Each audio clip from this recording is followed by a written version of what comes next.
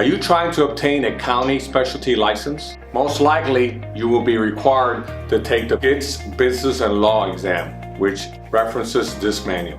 This manual contains 11 chapters and 3 appendixes. Very hard book to maneuver because it doesn't have an index. It does have a table of contents.